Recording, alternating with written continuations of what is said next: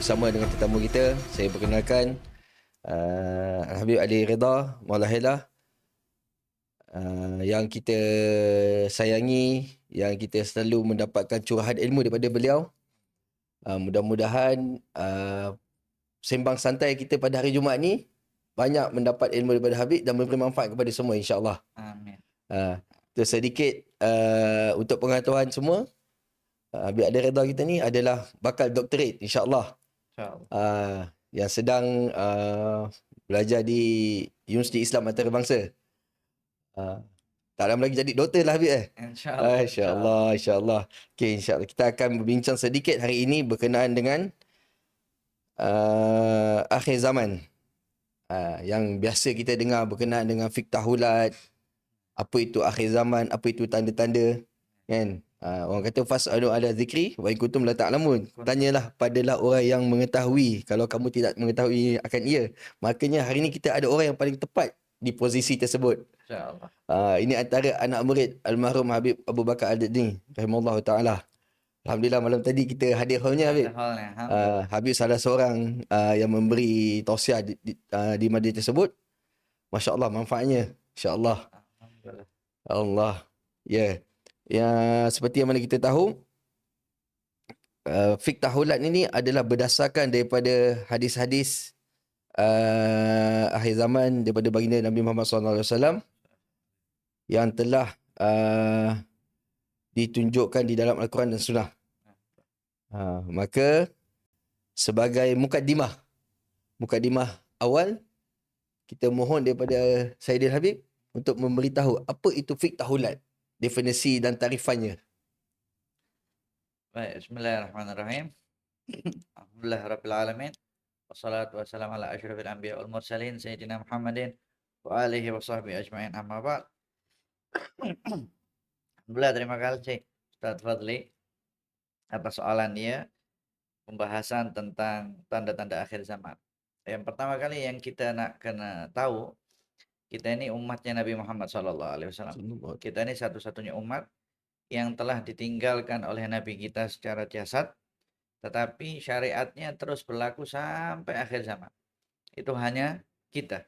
Sebab pada umat-umat sebelumnya, setiap ada Nabi dan Rasul ketika meninggal, selesai syariat. Itu istimewanya syariat Nabi Muhammad SAW. Jadi selepas Rasulullah meninggal, itu bukan berarti Rasulullah tinggalkan kita.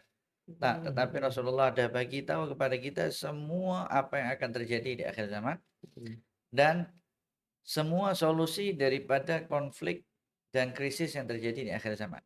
Jadi semua itu sudah disampaikan oleh Nabi Muhammad SAW, karena Rasulullah punya sifat namanya amanah. Jadi apa yang telah diterima oleh Rasulullah SAW daripada wahyu, Rasulullah dah sampaikan semuanya. Sebab itulah ketika dikatakan kita dapat membuat masa depan kita sendiri, maka kita sebagai umat Islam, kita katakan masa depan kita sudah disebut oleh Nabi Muhammad SAW. Jadi perubahan-perubahan yang terjadi di masa depan, itu Rasulullah sudah sebut semuanya. Kenapa? Karena Rasulullah lah yang bertanggung jawab daripada Rasulullah dapat wahyu sampai akhir zaman. Nah, karena banyaknya perubahan-perubahan yang terjadi, kemudian adanya konflik antar agama, konflik antar ras, konflik antar negara, konflik antar agama, itulah yang membuat kekacauan yang terjadi di dunia ini tadi. Nah, kemudian para ulama, mereka memegang Islam, iman, dan ihsan, dan berusaha memberikan solusi dengan 3 poin penting itu dalam agama. Tetapi kalau kita nampak, masih ada lagi keterlanjutan tentang konflik itu tadi, keterusan. Ya. Nah, sampailah muncul Dr. Abu Bakar Al-Masyhur. Dr. Abu Bakar Al-Masyhur ini, beliau tengok daripada konflik yang ada, karena berada keadaan dia itu di Timur Tengah. Jadi beliau tengok konflik yang terjadi. Yang pertama kali kita nak kena faham, kalau ada orang-orang yang mengatakan, ini kenapa Timur Tengah ini konflik ya? Kenapa tak pergi dekat Nusantara, Nusantara aman? Sepatutnya kita kena belajar Islam dekat Nusantara. Maka jawabannya, kalau dah tengok seperti itu, kenapa Rasulullah diutus oleh Allah di negeri Arab? Karena negeri Arab itu sentralnya dunia. Ka'bah itu berada di sentral dunia. Dan satu-satunya bangsa yang mereka itu menganggap kematian itu lebih manis daripada madu. Jadi artinya keberanian dia Ajib. luar biasa. Ajib. Dan dia punya budaya yang sangat sulit untuk dirubah pada zaman tersebut. Sebab itu ketika Rasulullah dapat mengubah budaya bangsa Arab pada masa tersebut, maka otomatis semua bangsa selain di dunia itu jauh lebih mudah daripada negara Arab. Sebab itulah Allah utus Rasulullah di negeri Arab. Nah, sebab itulah Allah juga uji orang-orang yang ada di kawasan negeri Arab dengan ujian-ujian yang luar biasa. Sebab sekarang tengah berada pada masa yang diuji oleh Allah. Nanti juga kemenangan, kejayaan bermula daripada sana juga. Masya Allah.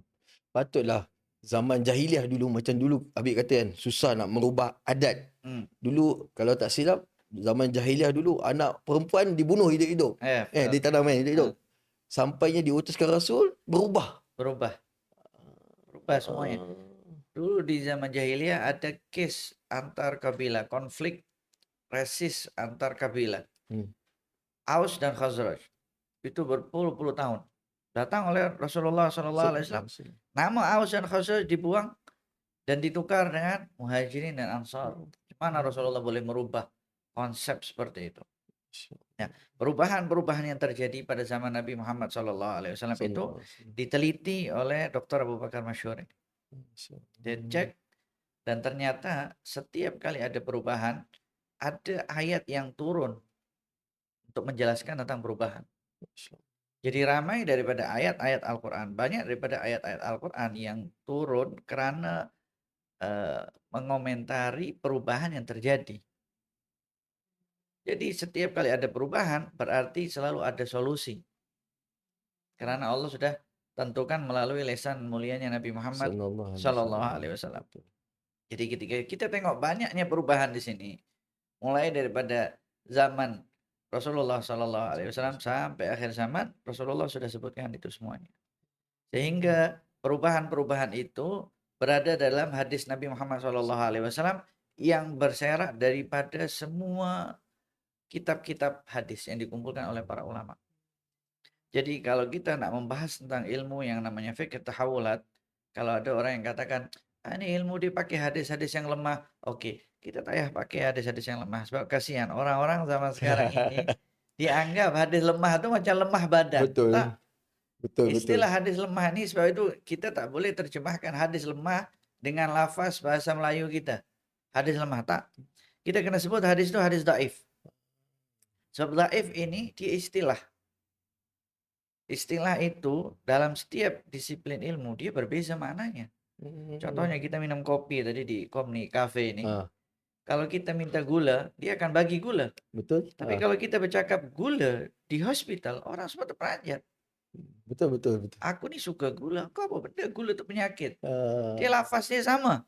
Tapi maknanya, maksudnya kalau di kafe manis, kalau di hospital pembunuh, bahaya. Orang boleh mati kan kena sakit gula itu tadi. Mana definisi takrifan begitu, Definisi takrifat itu penting. Sebab itu nanti termasuk tanda-tanda akhir zaman juga orang merubah definisi takrifat. Artinya mereka meletakkan sesuatu bukan pada tempatnya. Maknanya fiqh tahawulat ni, maknanya dia ada apa, dia punya takrifan, definisi yang tertentu khusus untuk ilmu fiqh tahawulat ni. Dia definisi ilmu fikih tahawulat ni kita bawa kitab basicnya dia supaya kita lebih memahami lagi tentang apa definisi daripada fikih tahawulat. Jadi definisi daripada fikih tahawulat ialah pemahaman syar'i untuk apa yang pernah terjadi dan yang akan terjadi dalam perubahan dan sesuatu yang memicu perubahan pada kehidupan manusia ataupun kehidupan alam semesta. Dan pemahaman syar'i untuk apa-apa yang telah berkembang dan akan berkembang dari revolusi ilmu-ilmu baru ataupun bentuk aplikasi daripada ilmu-ilmu teori. baik secara budayanya eh, dan perkembangan ilmu-ilmu tersebut. Dan yang dibahas ialah pemahaman syar'i dari budaya-budaya, peristiwa-peristiwa, fitnah-fitnah di dalam setiap fase kehidupan manusia secara umum. Maknanya fase kehidupan manusia secara umum mulai daripada zaman Nabi Adam dan fase kehidupan umat Nabi Muhammad SAW, kita sebagai umatnya sampai hari kiamat secara khas. Itu yang dibahas. Baik pembahasan itu secara sifat kajian yang sangat teliti dan rinci atas peristiwa-peristiwa yang telah terjadi ataupun yang akan terjadi, ataupun konsep kajian itu juga kita bahas tentang sejarah umat-umat sebelum kita. Itu semua berlandaskan Al-Quran dan hadis Nabi Muhammad SAW. Jadi fikih tahawulat itu pembahasan syar'i. Kenapa diletakkan di dalam fikih tahawulat ialah konsepnya pembahasan atau pemahaman secara syar'i supaya kita tak terkena orang-orang yang memahami sesuatu berdasarkan logically saja. Tak, kita nak membaca peristiwa masa depan sesuai dengan kacamatanya Al-Quran dan kacamata Nabi Muhammad SAW, itu lebih selamat dan itu lebih pasti karena yang bertanggung jawab adalah Nabi Muhammad SAW. Bermakna fiqh tahawulat ni adalah untuk menyelamatkan kita daripada termasuk dalam fitnah akhir zaman yang telah dikhabarkan oleh baginda Nabi Muhammad SAW jugalah Habib lah. Betul. Ah, Fikih tahawulat itu dia pertama dia akan bongkar fitnah-fitnahnya dan akan bongkar sabab-sabab fitnahnya dan akan bongkar siapa pemicu fitnah tersebut, siapa yang menggerakkan fitnah tersebut, dan macam mana cara supaya kita selamat daripada fitnah tersebut. Artinya kita selamat, kita tak ikut dalam kes fitnah tersebut. Masya Kita Allah, tak masuk dalam tabarakallah. individu kes fitnah tersebut. Termasuk kes fitnah tersebut ialah yang suka share benda-benda fitnah. Itu termasuk dia masuk Dan di dalam sekarang tu. ni dalam handphone ni senang je semua kan. Sekarang dalam Masya handphone Allah. dah bahaya tu. Yelah, Sharing. patut Pakai dalil sharing is caring tapi bahaya. merujuk share Google. Share Oh, Google. Google. Patutlah apa Nabi ada cakap nanti apa orang akan ikut biawak masuk ke dalam lubang Betul. Ramai-ramai masuk dalam lubang ikut biawak Masuk dalam Apa lubang biawak sebab Rasulullah bagi tahu dan itu perkara penting di dalam fikih tahawulat. Masya La Allah. tatba'unna sanana man kana qablakum. Orang pasti akan mengikuti style, cara berpikir, cara berpakaian, cara makan, cara minum, protokoler, diplomatik, mengikuti umat-umat sebelum orang semuanya. Maknanya penting Habib sebenarnya kalau ikutkan kita ni kena belajar fiqh tahawulat ni sebenarnya. Kalau masa zaman sekarang, Pandangan Habib macam mana kalau dengan zaman kita sekarang ni yang mudah ialah dengan teknologi, dengan sosmed, dengan fikir yang moden. jadi kalau di dalam agama Islam ada namanya kan Islam, iman, ihsan. Jadi istilahnya Islam itu rukun Islam. Ada iman, rukun iman, itu ilmu syariat. Ada rukun iman, ilmu kalam, ilmu tauhid. Ada ihsan, ilmu tasawuf. Itu semua pembahasan tentang yang berkaitan namanya fardu ain dan fardu kifayah. Ada dua, fardu ain dan fardu kifayah. Tapi kalau di dalam ilmu fikih tahawulat yang merupakan poin keempat di dalam hadis Jibril, ada lagi tambahan yang namanya fardul waqt, kefarduan semasa. Kefarduan semasa ini ialah tidak ada kaitannya antara fardu ain dengan fardu kifayah. Karena fikih tahawulat tidak berkaitan tentang halal dan haram. Jadi dalam fikih tahawulat tak ada pembahasan halal atau haram. Jadi tak boleh ada orang yang tanya, ini hukumnya apa, Beb? Halal ke haram? Ustaz, ini halal ke haram? Tak ada. Sebab tak ada pembahasan. Sebab tak ada pembahasan. Pembahasan halal dan haram ada di dalam syariat, ada dalam Islam. Dah lengkap di situ. Dah lengkap di situ semuanya. Rukun Islamnya, rukun imannya itu dah lengkap semuanya. Tapi di sini ialah namanya pembahasan atau disebut sebagai fardul waqt, pembahasan semasa. Jadi kefarduan semasa artinya sangat wajib bagi kita yang nak selamat daripada fitnah untuk mempelajari ini, terlebih lagi orang yang dia bercampur dengan semua masyarakat. Dia ikut di bahagian politiknya, dia ikut di bahagian budayanya, dia ikut sosialnya. Ketika dia semakin ramai berkumpul dengan masyarakat, pahalanya semakin berlebih. Untuk selamat, dia wajib mempelajari fikih tahawulat. Tetapi untuk dia yang duduk dekat bukit sendiri, mengasingkan diri, tak belajar pun tak masih Suluk, masalah. suluk, dia bersuluk. Duduk dalam gua apa Orang semua. cakap uzlah dan lain Uzlah. sebagainya, maka yang fardu ain untuk dia syariat Masya Allah. dengan ilmu tauhid dan ilmu ihsan. Maknanya mungkin ada orang kan tak tahu kenal Dr. Al-Habib Abu Bakar Adini ni kan. Nah, Ni mana Dr. Al-Habib Abu Bakar Adini bukan kaleng-kaleng ni Habib. Kalau bahasa budak zaman now ni bukan kaleng-kaleng. Kan. Kan doktor ada yang diberi apa penghormatan kepada beliau sebagai apa mufakir Islam. Hatta ada juga beberapa orang mengatakan dia adalah mujaddid berkenaan fiqh tahawulat ni mengumpulkan disiplin ilmu fiqh tahawulat ni dah kumpul dalam satu disiplin ilmu dan diajarkan kepada umat dan bawasan dia nak mewujudkan macam terdengar apa kalam daripada hall semalam Nah, jil salamah. nah. Masya-Allah tabarakallah. Jadi alhamdulillah kita juga belajar daripada dua ulama besar dan dua-duanya juga dapat gelaran mujaddid. Pertama anak punya guru Syekh Mur'i Hudaidah. Beliau juga gelaran dia mujaddid. Kemudian Dr. Abu Bakar Masyhur ini, Abu Bakar Masyhur juga gelaran dia selain daripada cendekiawan muslim, beliau juga dapat gelaran mujaddid. Maknanya mujaddid di dalam agama kita bukan memperbaharui agama, tetapi merekonstruksi ulang, menyusun kembali sesuatu yang tadinya mati dihidupkan kembali. Jadi itu yang disebut sebagai pembaharuan. Dia bukan membawa sesuatu yang baru, tak, agama kita sudah sempurna. Tetapi ada sesuatu di dalam agama kita yang sudah mati. Seperti ada beberapa sunnah-sunnah yang sudah mati. Sunnah-sunnah yang orang tak ambil berat dengan perkara tersebut. Penghidupan kembali sunnah tersebut, disusun kembali susunannya, dirapikan kembali dan dijadikan formula sehingga masyarakat kembali hidup dengan itu. Itulah salah satu daripada makna pembaharuan di dalam agama Islam. Masya Allah tabarakallah. Ya, untuk pengetahuan Habib, podcast kita kali ini dibawa ditaja oleh Decapal. Oh, Masya Allah. Mungkin Habib pernah tengok kan logo Decapal ni. Jemaah pakai songkok kan. So produk Decapal ni adalah hasil lokal anak tempatan. Masya Allah. Masya Allah tabarakallah, dah beberapa tahun dah di industri. Oh. Dan antara produk yang laris antara yang kita pakai ni Habib, sponsor songkok dia. Masya Allah. Dan banyak lagi beberapa produk lain seperti topi. Makna dakwah dia Islami melalui pemakaian ni Habib. Alhamdulillah. Alhamdulillah. Slogan pun dah salawat hari ini. Jawaban kita dah salawat lah. Allahumma salli wa sallim alaihi. Alhamdulillah. Ada lagi satu. Dia dekat mana produk dia tulis ada dah selawatkan hari ni. Apa pewangi kereta, siwak.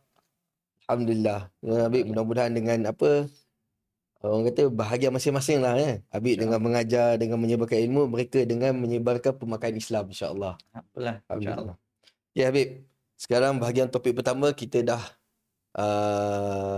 selesai. Mana secara khulasa apa itu fiqh tahawulat dan siapa yang penggagasnya. Dan alhamdulillah Habib dapat duduk mulazamah dengan Dr. Al-Habib Abu Bakar Adini rahimahullah taala. Dan sekarang kita pergi kepada topik kedua Habib.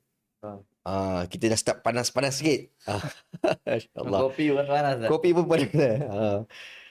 Okey, sekarang ni kita tahu perjalanan mana timeline zaman ni.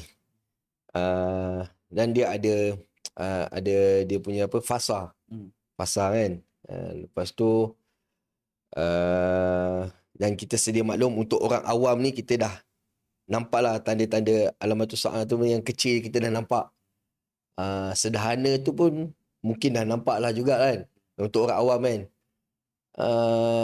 Dan pada pendapat Habib kita berada dengan kata neraca ukur fiqh tahawulat ni kita berada di fasa mana? Fasa mana? Adakah kita dah masuk ke tanda-tanda besar ke? Alamatus sughra ke, kubra ke? Habib, macam mana tu Habib? Baik, yang pertama kita setiap kali nak berjalan, kita setiap kali nak melintas itu kita wajib kena tahu jalan yang kita nak tempuh. Saya kau tak sesat, Bib. Kalau tak, pertama sesat. Dan yang kedua kita kena pakai, kalau sekarang kan senang pakai apps semua yang memberikan kita petunjuk jalan tuh semua. Betul-betul lah. Jadi pun sampai itu termasuk jenis perubahan juga. Ajib. Kalau zaman dahulu, orang kalau dia tak tahu jalan, dia buka tingkap, tanya orang sebelah, aku nak jalan ke sini, oke, kau belok kiri, kau belok kiri. Betul lah. Tapi zaman sekarang sudah berubah. Kalau kita sesat di jalan, mungkin phone kita mati, kita tanya orang tuh akan jawab, kau bukalah kau punya apps tuh. Betul. Takkanlah kau tak punya phone. Ya. Itu perubahan budaya yang muncul. Daripada dulu suka tolong-menolong, daripada dulu hafal buminya Allah, sekarang tak bersandar dengan apps yang kita sendiri sangat-sangat tak faham ketika apps itu hilang, kita tak tahu jalan langsung. Artinya kita merasa bumi ini dah bukan milik kita sendiri. Lost. Dia pun lost signal, kita pun lost pindah. Kan bahaya. Betul, bahaya. Nah, itu pentingnya kita memahami kita sampai di fase mana. Contoh yang paling mudah, kalau seorang perempuan di tengah mengandung, kan dia pasti datang ke dokter. Dokter kan beritahu, ini fase bulan 1, ini fase bulan 2, trimester 1, ini trimester ke-2, ke-3, ini tak boleh makan ini tak boleh jaga yang ini. So, ketika seorang perempuan dia peduli dengan benda tersebut, karena dia nak jaga janinnya, dia nak jaga babynya itu tadi, maka sepatutnya kita nak jaga agama kita, nak jaga anak keluarga kita, nak jaga anak murid kita, dan nak jaga khuwaisah kita. Itu istilah juga dalam fikih tahawulat. Kita nak kena tahu kita sampai di fase yang mana. Sebelum kita nak tahu kita sampai di fase mana, kita kena tahu dulu Rasulullah SAW telah susunkan kepada kita fase daripada dahulu sampai sekarang. Karena pembahasan dalam fikih tahawulat ialah yang paling khas, ialah fase-fase umatnya Nabi Muhammad. Sebab kita yang berkaitan ini sampai hari kiamat, maka fase pertama ialah fase kehidupannya Rasulullah. Ada namanya fase nubuwah, kenabian. Kenabiannya Nabi Muhammad SAW. Sampai pada masa yang ditentukan oleh Allah. Artinya sampai wafatnya Nabi Muhammad SAW. Kemudian selepas wafatnya Rasulullah ada fase selanjutnya namanya fase khilafah. Dan Rasulullah bagi had masa. Kata Rasulullah, al-khilafatu ba'di 30 aman. Atau kama qala sallallahu alaihi wasallam. Khilafah selepasku, masa tempoh dia 30 tahun. 30 tahun ini, dia ada namanya Khulafaur Rasyidin. Artinya dia pemegang kontrol kekuasaan, pemegang kontrol ilmu. Dua ini dipegang. Sebab tak boleh orang jadi penguasa, dia tak ada ilmu. Betul. Dia kena ada ilmu. Sebab kalau tak, macam mana dia nak mentadbir di semua masyarakat yang ada dekat bawah dia. Kata Rasulullah ada 30 tahun di situ. Nah, Khulafaur Rasyidin yang kita kenal biasa ini kan Sayyidina Abu Bakar, Sayyidina Umar, Sayyidina Utsman, Sayyidina Ali. Kalau dalam konsep fikih tahawulat, karena semuanya berlandaskan daripada apa yang diucapkan oleh Rasulullah sempat 30 tahun, maka selepas Khalifah Sayyidina Ali bin Abi Thalib karramallahu wajhah, masih ada baki lagi. Betul. Beberapa bulan tuh. Nah, beberapa bulan bakinya itu tadi ternyata kalau kita baca dalam sejarah disambung oleh anaknya Sayyidina Hasan bin Ali bin Abi Thalib. Nah, berarti Khulafaur Rasyidin ada 5. Itulah yang diwujudkan kembali di dalam fikih tahawulat secara historikal, secara hadis Nabi Muhammad SAW. Artinya ini pandangan ilmiah. Yang makna didapati ternyata Sayyidina Hasan memegang khilafah selepas Sayyidina Ali bin Abi Thalib. Selepas masa 30 tahun, barulah fase selanjutnya disebut Al-Mulkul Adud. Coba tengok, daripada kenabian, khilafah Rashidah, langsung berubah menjadi Al-Mulkul Adud, kerajaan yang menggigit. Kerajaan yang menggigit itu terbagi menjadi 2, dinasti Umayyah, dinasti Abbasiyah. Nah, kalau kita tengok perpindahan fase antara khilafah Rashidah kepada kerajaan yang menggigit, artinya orang yang terakhir ialah Sayyidina Hasan. ketika itu kan nak direbut kekuasaannya oleh Hmm. dinasti Umayyah. Ketika itu yang dilakukan oleh Sayyidina Hasan ketika tengok dua kelompok muslim hampir terjadi pertumpahan darah. Artinya kalau dibiarkan Sayyidina Hasan masih dia bersikeras, betul-betul aku yang jadi khalifah, aku yang mustahak, maka akan terjadi pertempuran. Dan itu darah ratusan ribu muslim di situ. Dua-dua kelompok muslim, itu yang sangat berbahaya. Sayyidina Hasan beritahu, aku letak jawatan. Bila Sayyidina Hasan letak jawatan, ketika Sayyidina Hasan sudah kira betul-betul tepat 30 tahun. Masya Allah, tabarakallah. Jadi kata Sayyidina Hasan, oke, sekarang aku letak jawatan, sila yang kau nak naik. Dan cerita itu panjang. Pembahasannya ini bukan di sini karena kita nak bahas tentang Saya singkat ringkas. itu. Barulah selanjutnya fase yang namanya Al-Mulkul Adud.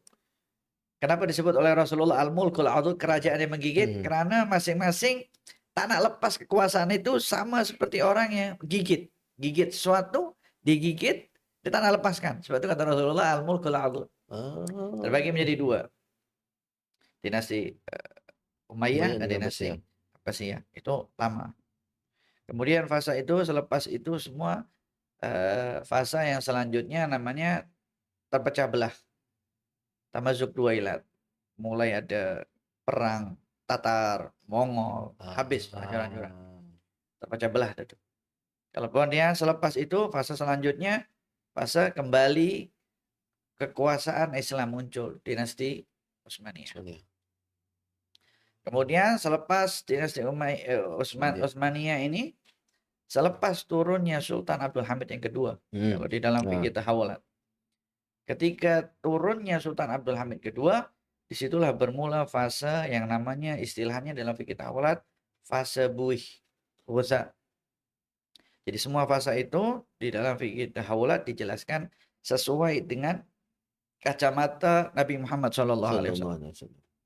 Jadi di dalam fikih tahawulat dia punya kaidah namanya la hukma lil hawadits. Kita tak boleh menghukumi sesuatu dari peristiwa yang ada. Ketika ada peristiwa yang ada, nak tahu hukumnya, nak tahu apa yang terjadi, nak tahu kebenarannya, tengok apa yang diucapkan oleh Nabi Muhammad SAW. Kita tak boleh menganalisa sendiri peristiwa yang terjadi yang akhirnya muncul pendapat kita sebagai hukum yang kemudian dijadikan panduan oleh masyarakat selanjutnya. Itu bahaya. Betul. Tetapi apa yang Nabi sebutkan, Nabi tengok, analisa, bukan analisa, karena Nabi telah sebutkan dan Nabi berikan panduannya, pasti kita akan selamat kalau kita pegang panduan Nabi Muhammad SAW. Selepas itu, turun Sultan Abdul Hamid yang kedua, barulah masuk namanya masa Ghuza, fase buih. Fase buih ini panjang. Fase buih ini panjang sangat. Fase buih ini punya beberapa fase. Subtopik lagi, Subtopik lagi di situ semua. Nabi sebut kita fase buih. Kenapa? Pertama, ramai sudah Muslim. Betul. Muslim ini sangat ramai. Sangat-sangat ramai Muslim ini. Nah, karena ramainya Muslim, Rasulullah punya pewaris-pewarisnya. Yang mewarisi ilmunya Rasulullah dengan bernisbat kepada Rasulullah secara nasab ilmu, itu juga termasuk nasab, ataupun orang yang punya nasab dari darah keturunan Nabi Muhammad SAW. Dan darah keturunan nasab daripada Rasulullah, kalau kita tengok daripada angka Muslim, sangat sedikit. Minority. Ahlul Bait Nabi itu minority. Sedikit. Tapi, meskipun kita minority, tapi semua orang hasud. Betul. Semua orang dengki dengan itu. Ya, betul. Dan itu merupakan cara daripada Dajjal dan para pengikutnya untuk hancurkan itu. Tapi Habib, nak kata pasal dengki ni, ini memang rasanya dah sunnatul gaum lah untuk Ahlul Bait lah. Daripada dahulu lagi, orang bahasa Inggeris envy. Dengki dengan Ahlul Bait, ahli keluarga Nabi kan. Tengok macam dulu zaman pemerintahan Khilafah Khalifah Sayyidina Hasan kan. Batu ahli keluarga Nabi, orang risau. Kan bila dengar ahli keluarga Nabi semua ialah orang serah taslim. Sampai pemimpin-pemimpin pun rasa tergoncang. Adakah mereka ni datang untuk mengambil tampuk kepimpinan ke ataupun apa? Padahal ialah ada satu, anda teringatlah, betul kan lah kalau salah teringat apa, kullu syai asas. Al-asasul Islam li hubbi ashabi wa ahli baitih, rawahu Tabrani. Hmm. Maknanya dasar cinta itu kepada ahli keluarga Nabi itu adalah sebahagian daripada dalam agama. Ah, Jadi yang pertama Ahlul Bait itu dia sebelum dijadikan keluarga, Ahlul Bait ini madrasah. Ahlul Bait itu madrasah sebelum dia menjadi darah keluarga. Karena wahyu turun di situ. Jadi yang kita kena pahami juga ini ialah madrasah. Baru selepas itu ini baru darah keluarga. Jadi madrasah semua orang yang mengambil konsep itu dengan cara yang baik, maka dia boleh menisbatkan seperti itu. Sama seperti Rasulullah sebut Salman minna alul bait, dan ada lagi beberapa sahabat lagi yang nisbatnya seperti itu. Ini perlukan perbincangan khas takrifan Ahlul Bait. Ah, Orang ingat Ahlul Bait ni cuma yalah kalau kat Malaysia ni apa ni kan, yang Said keluarga-keluarga Said ni kan. ya. Rupanya ada lagi tarifan tentang Ahlul Bait ni lagi. Ada Ahlul Masya Bait dalam Allah. konsep fikih tahawulat ada pembahasan. Ini kalau bincang ni tak cukup masa ni Habib. Masya Allah. Insya Allah Anak. nanti kalau ada masa, sebagian Ya. sekarang tengah isu sensitif dan lain sebagainya. Betul. Tapi kita kena ingat bahwa dari zaman hidupnya Rasulullah, yang memusuhi Rasulullah sebagai seorang nabi ialah Yahudi dan orang-orang munafik. Mereka mengeluarkan berbagai jenis biaya untuk menghancurkan sosok Rasulullah SAW. Selepas Rasulullah tak ada pun mereka sama yang mengeluarkan duit untuk menghancurkan semua yang berkaitan dengan Rasulullah, baik konsepnya, darahnya, ataupun aliran. Masya Allah. Semua. Bahkan sekarang isu-isu yang berkaitan tentang Sayyid dengan Ahlul Bait itu semua, Betul. ada orang di belakang itu yang membayar. Ada biayai khusus Ada untuk biaya khusus menambah di situ kemarakan. untuk menambah viral. Fire.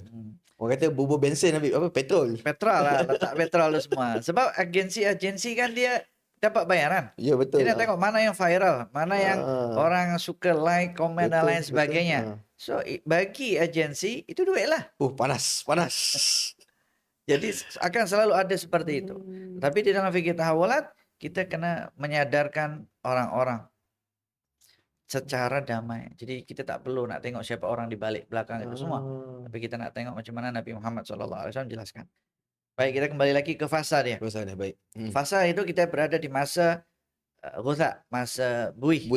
Buih itu banyak dia punya sub masa lagi kan, subtopik lagi. Yang pertama kali ialah istighbar. Istighbar ini ketika Barat dia bangga dengan revolusi teknologi dia. Itu luar biasa. Betul dulu, masya-Allah. Itu namanya istighbar masing-masing. Sebab itu disebut sebagai merak Barat. Dia masa sombong yang luar biasa. Dia bangga dengan apa yang dia ada. Kemudian selepas masa istighbar ada namanya istilhar.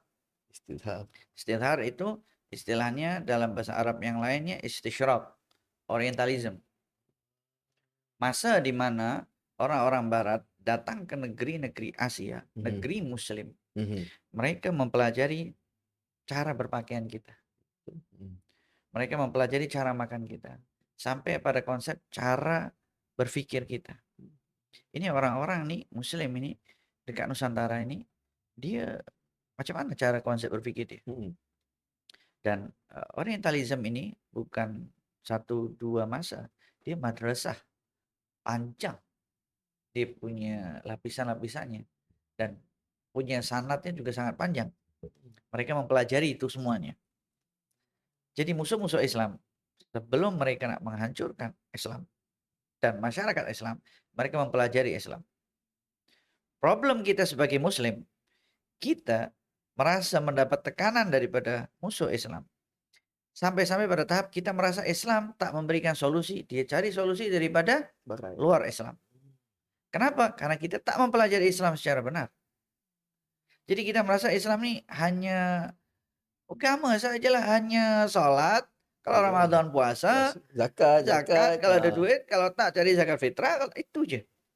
Sampai memikirkan agama tu mengongkong. Sampai sampai merasa terkekang dengan agama. Betul. Dia tak kena dengan peraliran zaman yang moden sekarang, modernization sekarang. Tu yang ada orang sampai keluar daripada Betul. nauzubillah min zalik, keluar daripada agama, Betul. murtad. Aliran ateisme muncul sampai sekarang. Itu yang Ya. berbahaya. Yang budak-budak muda zaman sekarang. Hmm. Kenapa? Karena mereka tidak memahami Islam. Mereka menganggap agama ini sebagai beban mereka. Tu. Tak. Agama ini solusi untuk kita. Kenapa orang tak terbebani setiap pagi kerja sampai 8 jam, pagi pergi pejabat, balik dah penat semuanya. Setiap hari dia punya rutinitas seperti itu. Dia tak pernah rasa terbebani. Tapi hanya disuruh 1 hari 5 kali ya. Bangun subuh, sholat sekejap. Zuhur, sholat. Rasa berat. Beban semuanya. Itu problem. Kita kembali lagi ke fasa kita. Lepas istighfar, istidhar. Ya. Lepas istidhar, berhasil mereka orang-orang orientalisme itu pergi ke semua tempat-tempat muslim. Mempelajari semuanya. Apa next fasanya? Al-istimar, penjajahan. Sebab itu, tengok. Belanda datang ke Nusantara. Ya, betul. Portugis. Kemudian Jepun, Afrika, daripada Afrika. Itali, France, semua pergi menjajah. Dan negara-negara penjajah itu tak perlu kita nak tutup namanya. Sebab nampak semua orang juga tahu, satu dunia juga tahu siapa negara penjajah. Iya. Macam mana mereka boleh menjajah sampai lama di Nusantara? Karena sebelumnya mereka sudah mempelajari. Mereka sudah belajar.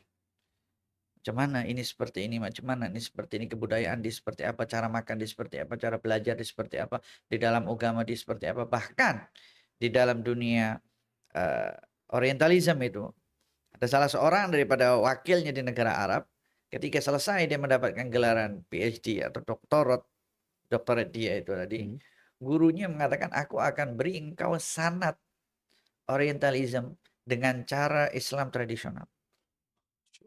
Dan tertulis di dalam buku. Jadi sebab itulah, kalau kita tengok orang-orang orientalisme, ketika tengok ada beberapa muslim yang mengatakan, kita kena belajar cari orang yang bersanad, mereka duduk gelak. Karena mereka juga pakai cara yang sama untuk menghancurkan muslim. So kalau seorang muslim tak kuat, dia akan cakap, kenapa tak belajar dengan ini lah? Dia juga ada sanad. Jadi sanad itu sampai dipalsukan, dimanipulasi sanad tersebut. Kenapa? Hasil daripada fasa al-istidhar itu tadi. Sebelum istimar penjajahan. Baru selepas istimar, fasa selanjutnya namanya istihtar. Istihtar itu sudah mulai muncul 2 peperangan ideologi antara komunisme dengan kapitalisme. Habis. Kemudian selanjutnya muncul namanya istismar. Istismar itu sudah mulai muncul globalisasi. Ini kita berikan secara global ya, rinciannya insya Allah nanti kalau ada masa yang insya Allah. Kemudian selepas itu barulah masa di mana sekarang kita berada. Namanya masa istinfar. Kita sekarang dalam istilah fikih tahawulat namanya istinfar. Dan semua istilah ini tadi berasaskan hadis Nabi Muhammad SAW. Kalau kita masuk di dalam ilmu itu, kita akan tahu ini istilah daripada mana. Karena semua itu berkaitan dengan istilah. Sholat itu istilah. Karena sholat secara bahasa doa. Tapi karena kita sudah hafal sholat itu ialah gerakan yang dimulakan daripada takbir dan ditutup dengan salam. Itu kan berarti sholat itu istilah. Istilah itu daripada Nabi Muhammad SAW, daripada Al-Quran juga. Nah begitu juga istilah-istilah yang ada dalam fikih tahawulat. Dia punya istilah itu semua. Kita sekarang berada di dalam masa namanya istinfar.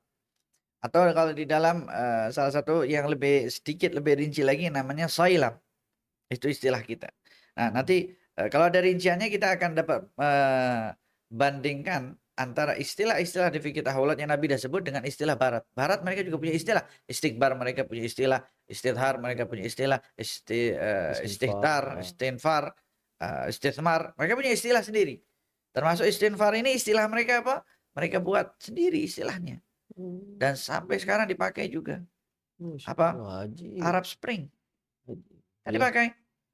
Kenapa Muslim pakai Arab Spring? Kenapa tak pakai soilam yang Nabi sebut? Betul. Karena kita sudah lupa dengan Islam. Jadi yang terjadi sekarang ini perang identity.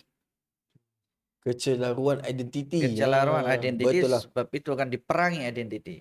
Kita sebagai Muslim saja kadang-kadang malu untuk klaim diri kita Muslim. Betul. Macam mana kita malu sebagai Muslim?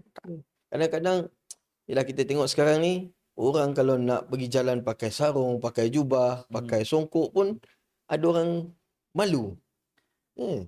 Macam apa nak cakap ya? Nak bawa identiti Muslim tu dia macam masa macam ketinggalan zaman lah. Macam tu habis. Tak apa, tak jadi masalah. Kalau untuk pakaian mungkin memang Nabi sudah sebutkan kau akan mengikuti style orang-orang sebelumnya. Tetapi identiti Muslim sebagai Muslim yang benar dalam hati dia. Contohnya sholat. Kita dulu pernah dekat KLIA waktu nak berangkat flight itu ke negara lain di Jakarta itu. Masa itu subuh. Subuh itu pukul 6 kurang 5 menit atau 6 kurang 7 menit. Itu kan semua orang sudah di waiting room. Betul lah. Masih beratur untuk nak masuk. Nak queue lah. Nah, masih queue aja kan lama kan. Betul lah. Masuk itu semua. Masuk waktu subuh. Tak ada yang sholat. Kita yang sholat. Saya nak sholat. Orang yang dekat situ begitu. Oh, surau dari ke atas. Oh tak, saya sholat dekat sini. Dia heran. Macam mana sholat dekat sini? Sholat dekat surau. Muslim pun tak tahu bahwasanya bumi ini kita sebagai umat Nabi Muhammad semuanya surau. Yelah dia macam mengkhususkan solat kena ada sejadah, kena ada surau, kena ada tempat ambil wuduk. Betul. Itu yang disebut jumud. Dia hanya kekangkan benda yang luas tapi dia buat sempit. Anda teringat Habib, macam apa? Yelah kita benda ni berlaku juga dekat di kalangan masyarakat kita, macam baca bab zikir, kata zikir. Kan zikir. Orang ingat zikir je subhanallah walhamdulillah wala ilaha illallah wallahu akbar. Padahal takrifan zikir tu besar lagi. Betul Beb? Betul. Makna kita yang sendiri menghadkan, yang menjumutkan sesuatu perkara tu. Betul. Ajib. Karena jumud itu hasil dari pemikiran kita. Minda kita ni macam mana. Dan ketidakfahaman tentang agama tu secara benar. Betul ya? Allah. Kita tak faham agama. Agama itu sangat luas. Rasulullah rahmat kepada seluruh alam semesta. Rahmat kepada semua makhluk. Ana tertarik bila Habib cakap jadi patutlah kata agama ni adalah solusi dalam kehidupan. Betul. Agama solusi dalam kehidupan. Sebab itu musuh daripada agama ateisme. Mereka tolak Tuhan langsung. Tak ada langsung Tuhan. Artinya kalau dia tolak Tuhan, dia menjadikan diri dia sebagai Tuhan. Tuhan betul. So akan banyaklah Tuhan-Tuhan yang lain. Kalau banyak Tuhan-Tuhan yang lain, bahaya. Yalah. Jadi macam Firaun mengaku dia Tuhan. Mengaku diri dia Tuhan. Tapi dalam konsep seperti itu. Jadi berbahaya. Akhirnya kita waktu itu kembali lagi ke cerita, kita sholat dekat situ. Dan ramai muslim-muslim yang dekat situ. Akhirnya mereka tak sholat. Sebagian daripada mereka sholat dekat flight. Anak-anak nampak. Tapi kalau kita, kenapa kita boleh sholat sebelum kita naik flight? Kenapa kita tak sholat? Subuh 2 rakaat sekejap je. 2 rakaat sekejap je. Dan kau dimaklumi, sholat cukup sampai salam, tak perlu baca zikir dan lain sebagainya, kau musafir. Tapi timing itu penting. Itu identiti sebagai muslim, dia tahu nilai sholat itu tadi. Aku ada masa 5 menit sebelum aku naik flight. Kalau 5 menit itu aku sia-siakan, naik flight ini belum tentu aku selamat di dalamnya. Betul. Naik flight yang mati, jatuh, accident. Betul. Naik flight yang kita tak tahu pilot dia siapa. Betul. Dalam keadaan sadar ke, mabuk ke, mengantuk ke, kita tak sadar. Tapi kita confident kalau naik flight confirm selamat. Selamat, macam confident lah. Confident. Tetapi kenapa kita tak taat sama Allah Subhanahu wa taala 5 menit? Tak susah. Betul. Ini Ana sendiri saksi. Alhamdulillah diberi peluang dapat musafir bersama ulama. Alhamdulillah. Kan? Alhamdulillah waktu ni fadlu minallah. Alhamdulillah. Kan? Tengok betul Habaib. Yalah kita bukan kita tak kata ulama lain yang selain daripada Habaib tak macam tu, tapi sebab kita banyak masa dengan Habaib. Itu kita cerita yang kita tahu sajalah. Kan? Hatta dekat flight pun, dekat waiting room pun ada masa untuk solat. Masuk waktu, ya Allah, bismillah, solat dulu. Subhanallah. Maknanya betul lah ini madrasah yang dah diterapkan. Itu yang perlu difahami oleh masyarakat. Ahlul Bait madrasah sebelum darah. Dia madrasah dulu. Baru selanjutnya Allah bagi darah. So itu orang yang dia ikut konsep madrasah itu, dia boleh bernisbatkan secara ilmiah. Sebab itu ada nasab agama, ada nasab tanah. Dan itu konsep dibahas dalam fikih tahawulat. Masuk dalam fikih Masuk tahawulat dia. dalam fikih tahawulat. Masya-Allah. Namanya nasabun dini dan nasabun tini. Itulah konsep yang kita kena pahami. Kalau kita kena paham konsep tersebut, orang yang bernisbatkan dengan madrasah Ahlul Bait, dia takkan ada namanya sikap ta'assub, fanatik. Begitu juga orang yang punya darah Ahlul Bait, dia takkan punya sikap ta'assub atau fanatik. So ini tanggung jawab. Betul. Ini tanggung Tanggung jawab. jawab. Ya Allah. Nah, kemudian kita kembali lagi ke fase tersebut.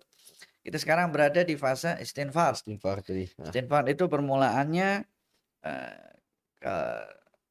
yang Rasulullah sebutkan letakkan dalam fikih tahawulat, mulai daripada konflik Irak, Syam sampai ke Mesir, itu semua disebutkan semuanya hadis-hadisnya oleh Nabi Muhammad Sallallahu Alaihi Wasallam, dan kemudian nanti akan berakhir atau berujung dengan yang namanya perang emas dan perang air.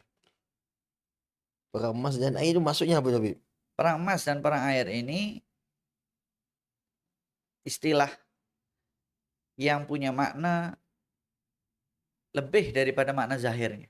Bukan secara tekstual perang emas, rebut emas atau rebut air je lah. Dia ada makna tekstualnya, ada makna dalamnya. Sebab kalau kita perhatikan hadis-hadis di dalam fikih tahawulat, Rasulullah baginya secara rumus, secara simbolik. Perlukan takwil. Perlukan hadis-hadis yang lain untuk memahami maknanya. Faham. Okey. Oh, takwil tak boleh, nanti dia takwil sendiri pula, faham sendiri. Takwil kalau dia tak punya konsep, nanti dia takwil itu, kenapa para ulama memberikan konsep takwil, konsep tafsir, macam mana menafsirkan, macam mana mentakwilkan, ada konsep deh. Konsep itu kerangka cara berpikir sehingga betul-betul penafsiran itu muncul sesuai dengan koridor yang diajarkan oleh Rasulullah. Tapi kalau dia tak ada konsep itu, tak ada kerangka itu, dia akan menafsirkan sesuai dari background dia. Background dia apa? Kalau background dia orang yang pernah terzalimi, tersakiti, stres, under pressure, so dia akan menafsirkan sesuai dengan perasaan hati, bukan sesuai dengan ilmu. Ya sekarang ni apa, dia background dia pilot lah, dia tafsir ikut Nauzubillah min zalik. Ya. Allah miskin. Itu berbahaya. Allah. Sebab itulah Baik. sampai kita berada nanti di penghujungnya perang air dan emas. Perang air kita mungkin sudah tahu macam mana tanda-tanda yang Nabi sudah sebut. Pertama, Sungai Nil sudah mulai kering. Air di mana-mana sulit.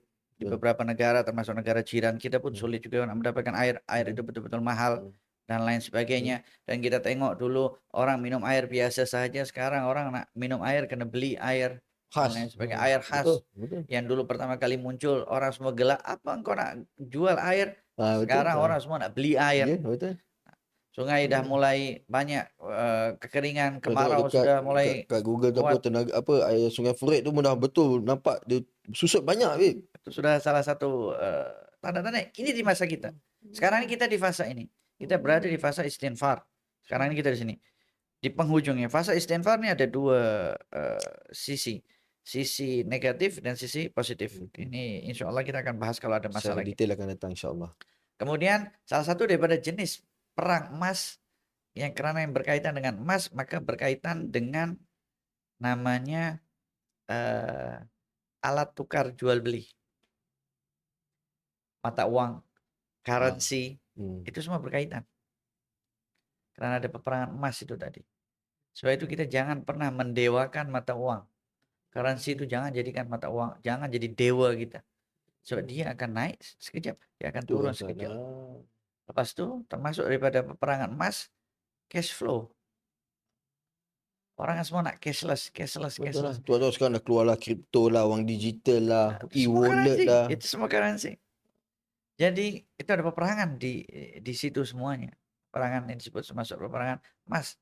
Sebab itu kan kalau nampak kalau orang dulu kaya, dia punya cash. Zaman Nabi kalau dia kaya, dia punya 100 onta. Kalau orang zaman sekarang kaya, dia punya rumah, mungkin ada punya rumah, tapi cash dia ke bank, ke ATM. Cash dia digit. Itu perubahan. Itu namanya perubahan. Karena di sini kita sekali lagi kita ingatkan, kita tak membahas halal haram. Betul lah. Tapi kita membahas perubahan yang terjadi dalam masyarakat kita. Itu peperangan terjadi, peperangan air dan peperangan emas. nanti akan berujung kepada keringnya Sungai Furat. Keringnya Sungai Furat pembahasannya jauh lebih luas lagi. Kita akan perlu masa yang jauh lebih panjang lagi. Kita sekarang berada di fase ini. Selepas fase ini, barulah fase namanya istiqrar. Fase ketenangan. Relatif ada masa tertentu. Ketenangan ini akan muncul di semua negara-negara Islam. Selepas itu akan ada fase lagi namanya fase al-hisar. Dajjal keluar. Itu akan terjadi huru-hara di mana-mana. Akan terjadi gempa buatan. Walhasil semua perubahan cuaca buatan semua muncul di situ. Selepas itu masa lagi ada namanya marhalatul intisar, kemenangan. Itu datang Nabi Isa alaihissalam, memberikan ketenangan di situ. Sebab itu kata Rasulullah mengatakan, macam mana umatku akan hancur sedangkan aku berada di awalnya, Mahdi berada di pertengahannya, dan Nabi Isa berada di akhirnya. Jadi kita ini umat yang diantara dua maksum. Bila Habib cakap ni baru teringat. Yelah betul lah, dua maksum tu kan. Kita ni umat terakhir akhir zaman ni. Yelah kita diutuskan Nabi terakhir, Rasul terakhir Nabi Muhammad SAW. Lepas tu nanti di pertengahan tu Imam Mahdi. Dan itu pun disabdakan oleh baginda Nabi SAW adalah daripada keturunanku. Dan terus datangnya diturunkan kembali Nabi Isa. Nabi Isa. Dan Nabi Isa tu menjadi apa? Jadi khalifahnya Nabi. Khalifah penerus syariatnya. Penerus syariat. Jadi kata Rasulullah, macam mana umatku boleh hancur sedangkan berada di dalam dua maksum. Nabi Rasulullah SAW dengan Nabi Isa alaihissalam. Kenapa Rasulullah mengatakan seperti itu? Macam mana umatku boleh hancur? Maknanya Rasulullah motivate kita. Kenapa engkau tak pelajari hadis-hadisku?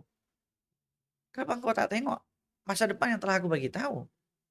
Kenapa engkau lebih percaya orang-orang yang non-muslim yang mengatakan engkau yang dapat membuat masa depan engkau yang nak kena buat ini dan lain sebagainya. Perubahan Rasulullah dah sebut. Motivate kita untuk tetap melakukan apa yang Allah perintahkan. Perubahan macam mana pun tetap kita ada kewajiban yang wajib kita laksanakan. Nafkah kita wajib, kewajiban untuk anak istri dan lain sebagainya. Baik. Nah, itu setelah pas marhalatul intisar barulah mulai masa semakin turun sampai nanti terjadi hari kiamat. Sehingga tidak terjadi hari kiamat kecuali kepada orang-orang yang paling buruk di muka bumi ini tadi. Semua orang mukmin akan meninggal dan kemudian selepas itulah muncul kembali kesyirikan selepas Nabi Isa wafat, baru selepas itu terjadi hari kiamat. Jadi sekarang kita berada pada masa al-istinfar. Nah, pembahasan itu dalam fikih tahawalat sangat panjang. Ya. Setiap topik-topik tu panjang. Jadi perubahan masa depan ialah sesuatu yang pasti karena pernah disebut oleh Nabi Muhammad SAW. Hanya kita nak mengkaji atau kita diam sahaja. Teringat apa? Dulu ada satu video yang viral Habib, yang viral. Almarhum Dr. Habib kan, rahimahullah taala, yang dia cakap video tu masa tak tahulah kat mana awak ada orang kata kat Muhajir ke apa, dekat Universiti Muhajir ke atau kat mana wallahu alam, tapi kat Yaman pasti nanti akan sampai satu masa kami yang akan menjaga ilmu ini. Waktu suruh belajar, kalian tak belajar bersungguh-sungguh, nanti kalian akan balik di negara kalian masing-masing. Kalian tak boleh datang balik ke Yaman, kami sendiri akan menjaga ilmu ni. Jadi perang, pelajar semua dihantar balik. Lepas tu tertutup, tak boleh pergi belajar dah. Sampai time tu Adi ingat kata nak buat forok lah dekat Malaysia, dekat Indonesia. Tapi akhirnya Alhamdulillah Allah izinkan balik, dibukakan balik pintu, dapat belajar balik dengan Saidil Habib. Masya-Allah. Jadi fikih tahawulat salah satu daripada syarat untuk kita memang betul-betul memahami dan mendalami fikih tahawulat, ilmu ihsan dahulu. Mana ini dah menjawab soalan tadi, adakah penting nak belajar? Maknanya penting Habib? Penting. Masya-Allah. Okey. Alhamdulillah. Maknanya secara fasa tadi maknanya Habib dah cerita dah semua tadi, alhamdulillah.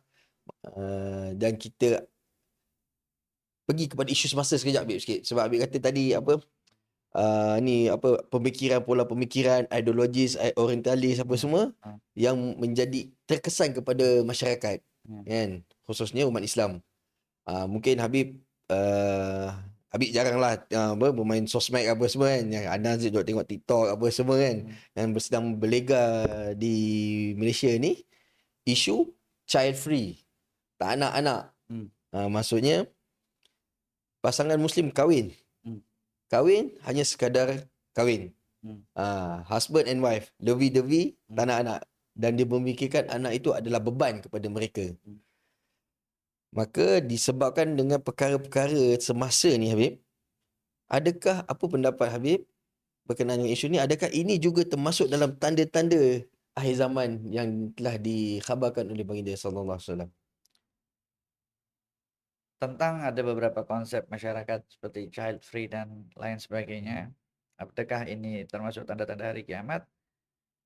Ini bukan hanya sekadar tanda-tanda hari kiamat, bahkan ini rukun tanda-tanda hari kiamat. Sama seperti sholat itu rukun di dalam rukun Islam. So, berkaitan keluarga, anak dan mak itu rukun di dalam tanda-tanda hari kiamat. Dalam hadis Jibril, Rasulullah beritahu ketika ditanya oleh malaikat Jibril, apa tanda-tanda hari kiamat? Kata Rasulullah, antalidal amatu rabbataha. Seorang perempuan akan melahirkan tuannya sendiri. Artinya seorang perempuan akan melahirkan tuan sendiri. Daripada di sini kita akan tengok adanya cacat di dalam keyakinan. Cacat di dalam etikat. Ada cacat di situ.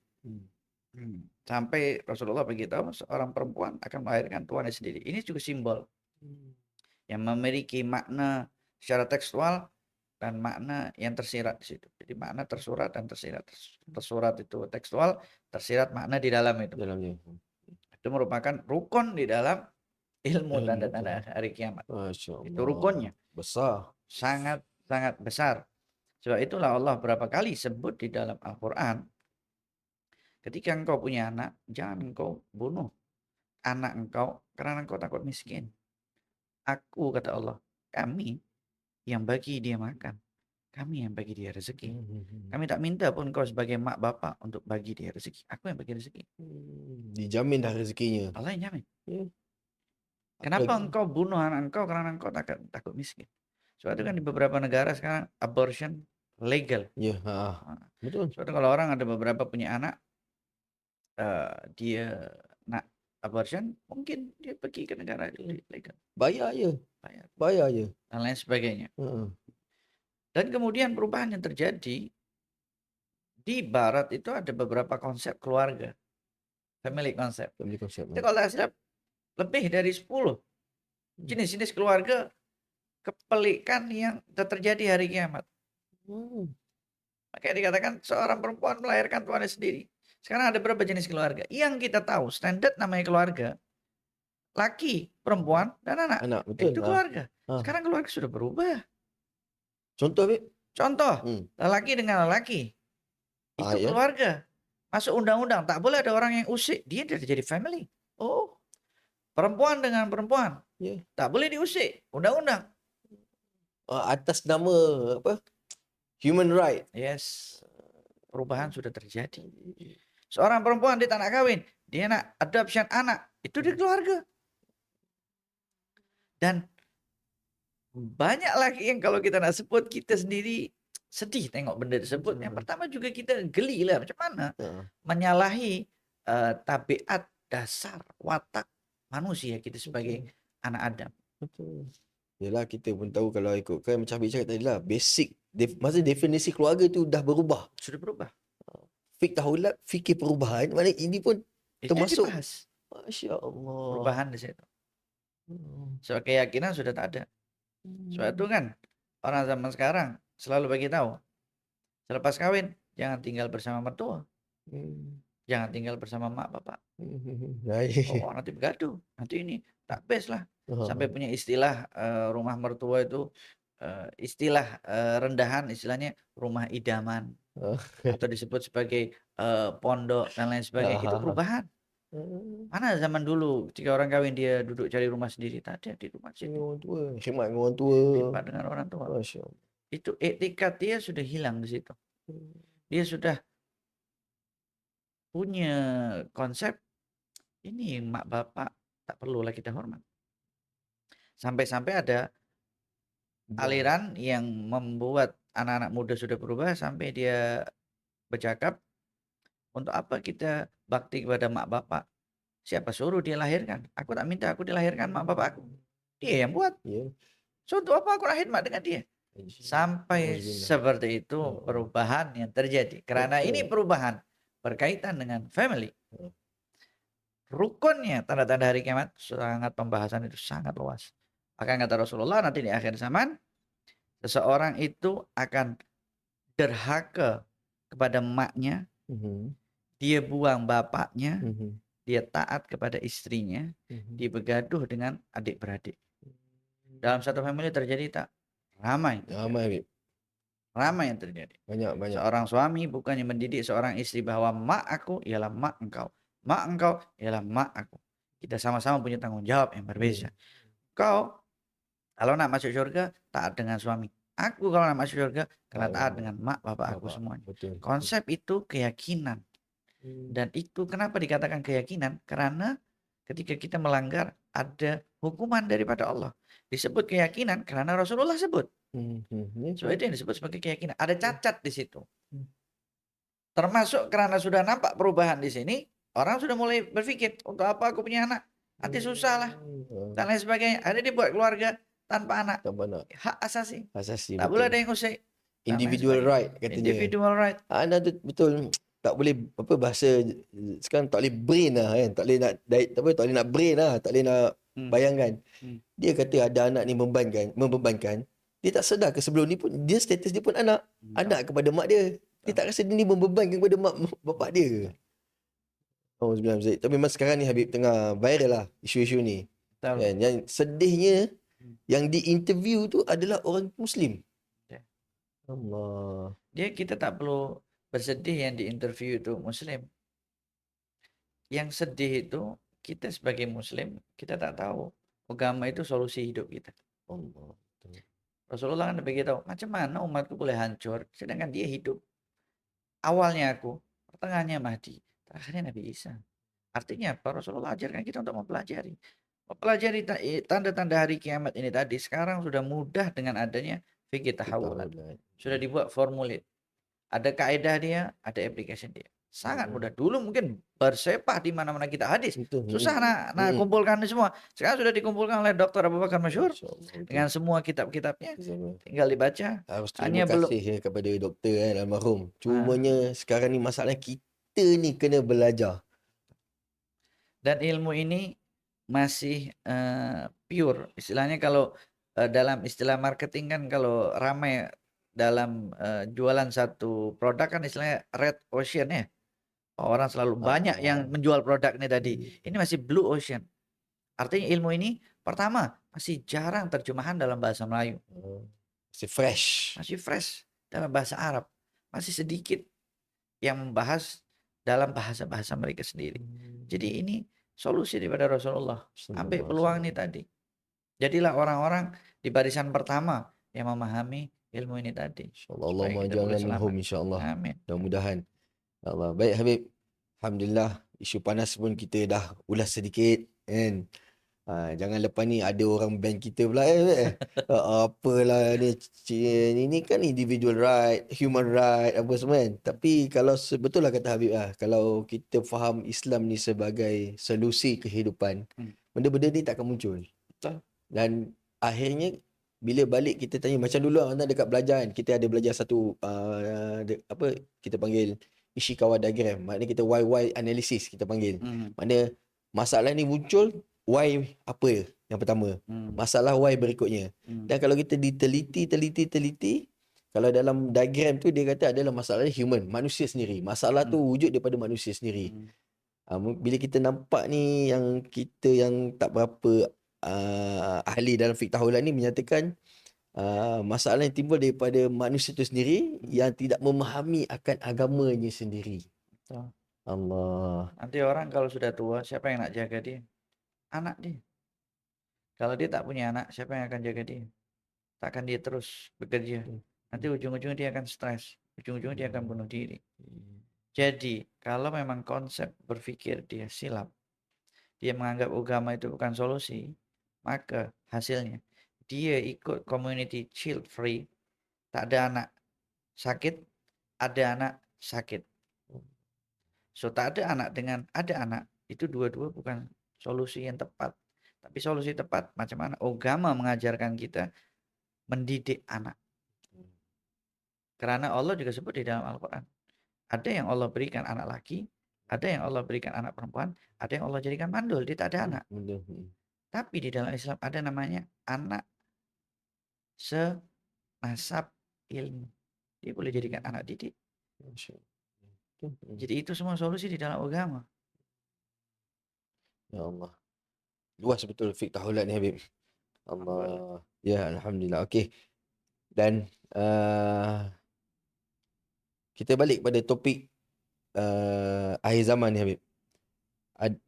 Kita sedia maklum sekarang ni ramai asatis, ustaz-ustaz atau apa orang yang membawa imej agama kan. Tak kisahlah dalam apa platform social media yang ada sekarang. Dan kita susah nak mendapati maklumat tentang mereka.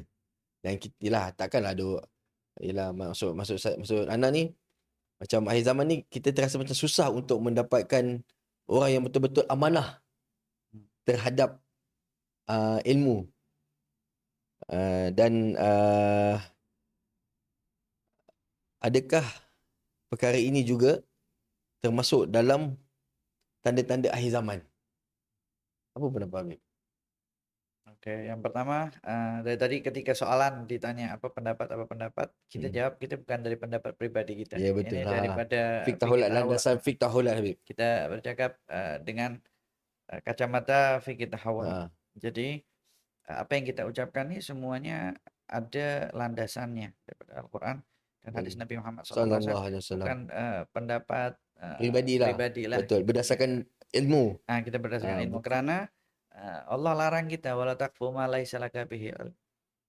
Jangan kau bercakap sesuatu yang kau tak tahu, tak ada ilmunya. Inna sam'a wal basara wal fu'ada kulun ulaika kana anhu mas'ula. Semuanya ada tanggung jawab. So kalau kita bercakap saja kita bercakap, Allah akan tanya tanggung jawab.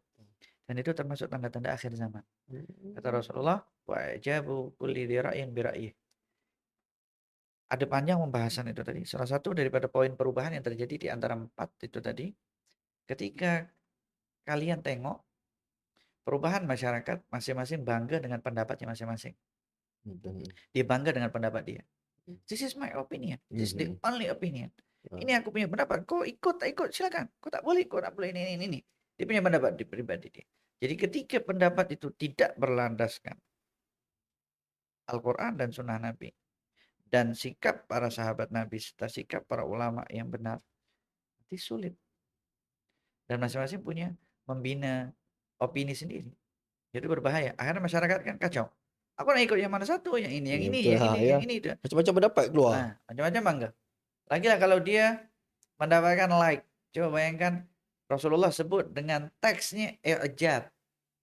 Kalau kita tengok di dalam sosial media, like itu dalam bahasa Arabnya i'jab. Masya-Allah. Kita tengok persamaan istilah dia. Itu semua dibahas dalam fikih tahawul. Macam mana persamaan itu sampai ada. Artinya betul-betul Nabi sudah mendiagnos perubahan yang terjadi. Artinya masa depan ini pasti.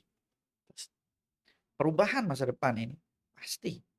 Nabi sudah sebut. Nanti akan terjadi seperti ini, akan terjadi seperti ini, akan terjadi seperti ini. Pasti kata, confirm pasti. Sana yang sebut Rasulullah. Rasulullah dinafikan di dalam Al-Quran, dia berdusta. Di dalam Al-Quran dikatakan, Rasulullah tidak pernah bercakap bergantung dengan akalnya, wala hawa nafsunya, wala syahwatnya. Tak, tapi semua wahyu daripada Allah. So siapa yang lebih mengenal umatnya lebih daripada nabinya? Siapa yang lebih mengenal makhluknya lebih daripada penciptanya? Tak ada. Allah faham. Allah maha mengetahui. Rincian apapun Allah maha tahu. Ilmunya Allah bukan seperti ilmunya kita. Ilmunya Allah luar biasa. Luas, betul. Kita hanya dapat sedikit daripada sedikit pecahan ilmu tersebut. Dan salah satu rijal yang mendapat tu adalah almarhum Dr. Abu Bakar Al-Adni. Allah berikan anugerah. Kefahaman tentang apa alamatus saah ni, dan dia dah rumuskan dalam fiqh tahulat. Dan kami ni pun beruntung dapat kenal dengan Habib, antara tulab almarhum yang Allah. daripada tahun bila Habib dah mengaji dengan almarhum tentang fiqh tahulat ni Habib. Alhamdulillah kita sama-sama beruntung sebab kita juga mendapatkan sesuatu eh, kelompok atau masyarakat atau pemuda yang dia berminat tentang memahami fikih tahawulat. Karena kadang-kadang ada beberapa ilmu yang semua tak minat. Betul. Seperti Imam Malik Sahib Alfiyah diceritakan itu, dia bukan hanya pakar nahwunya saja, dia sampai keluar dekat pintu rumahnya. Wahai masyarakat, yang nak belajar ilmu nahwu sini, yang nak belajar fiqh ke sini, yang nak belajar tafsir sini, cepat aku nak mengajar mana? Tak ada orang yang datang.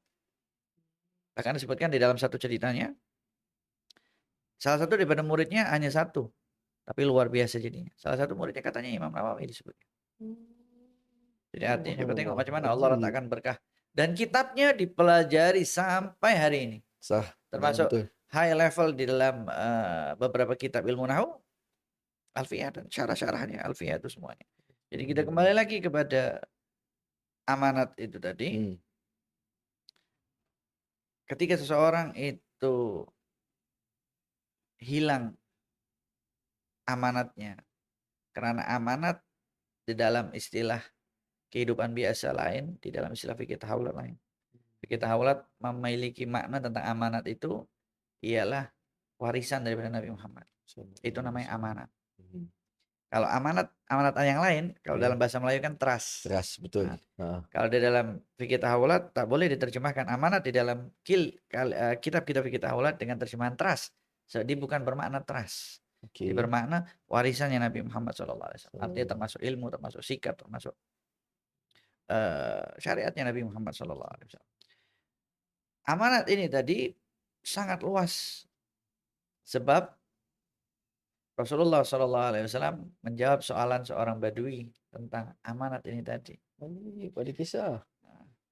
Ketika itu ada seorang badui tanya, ya Rasulullah, bila kiamat itu datang? Rasulullah jawab, idza dhuyi'atil amanah fantadhir sa'ah. Ketika amanat sudah dihilangkan, ketika amanat sudah disia-siakan, ketika amanat sudah tak diambil berat, ketika amanat sudah tak dipedulikan, pada masa itu tunggulah kehancuran. Karena kiamat bermakna kehancuran.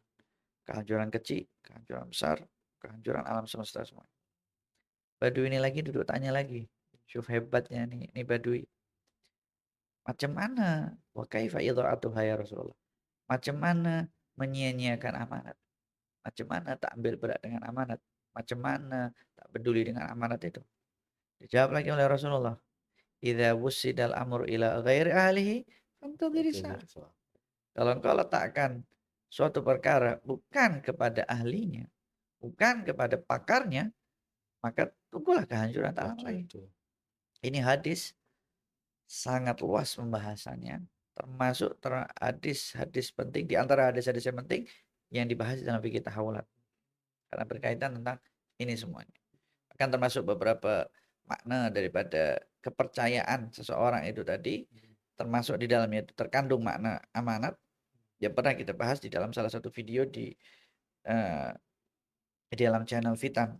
Artinya pembahasan tentang tanda-tanda hari kiamat. Kita pernah buat channel Fitan. Kita bagi nama Fitan. Karena ada beberapa ulama punya kitab tajuk dia Fitan. Fitan itu maknanya fitnah yang terjadi. Fitnah itu ada fitnah umum, fitnah awam, ada fitnah khas. Itu terbagi menjadi dua makna daripada fitnah. Penting bagi kita untuk mengetahui fitnah-fitnah. Karena yang bagi tahu kita fitnah Rasulullah. Yang bagi tahu kita solusi daripada fitnah itu Rasulullah. Contoh paling mudah sekarang kita pergi dokter.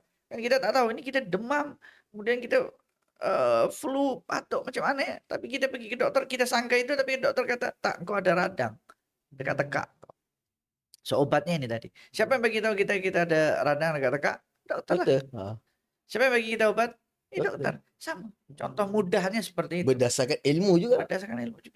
Jadi Rasulullah lah yang diagnos kita punya penyakit. Fitnah itu tadi. Ini fitnahnya macam ini. Akan terjadi fitnah. Jadi engkau jangan fikir benda yang lain, engkau tengok kembali kepada aku, kata Rasulullah. Gila, ini fitnah. Solusinya ni juga. Maknanya benarlah sabdaan Nabi SAW, ana madidatul ilmi Wali wali babuha. Maknanya Nabi nak katakan di situ, aku adalah gudangnya ilmu. Makna sumber, makna agama ni datang, sumber kita semua daripada Nabi Muhammad SAW.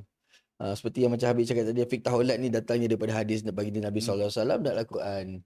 Tak bolehlah yang orang kata kami berpegang pada Al-Quran dan hadis nak tolak ilmu ni. So, hadis ni, fiqh taulat ni pun berdasarkan daripada Al-Quran dan hadis Nabi SAW. Kenapa ada orang-orang yang sila pandangan dia, meskipun dia kata kita berpegang kepada Al-Quran dan Sunnah, itu secara tekstualnya dia berpegang kepada Quran Sunnah, secara kontekstualnya dia berpegang kepada Quran Sunnah sesuai dengan maslahat dia di belakang. Biasanya orang-orang seperti itu orang-orang yang jumud, orang-orang yang takut menghargai pendapat orang, orang-orang yang takut menerima kebebasan madhab lain di dalam Islam. Itu orang-orang yang takut seperti itu, biasanya seperti itu. Masya Allah. Tapi kalau kita fahami betul-betul apa yang diucapkan oleh Rasulullah, maka kita punya sikap lapang dada terhadap semua perbezaan ada, perbezaan mazhab dan lain sebagainya, selama berada di dalam payung Islam. Artinya selama dia mengucapkan la ilaha illallah Muhammad Rasulullah, selama dia salat di kiblat yang sama Ka'bah, itu saudara kita sesama muslim. Masya Allah. Baik Habib, kita pun hampir-hampir di hujung podcast ni Habib. Tapi memandangkan Habib dah cerita bab mazhab ni sikit-sikit, ada isu panas sikit berkenaan dengan mazhab ni. Di Malaysia ni, dan Habib mesti maklum lah, kan,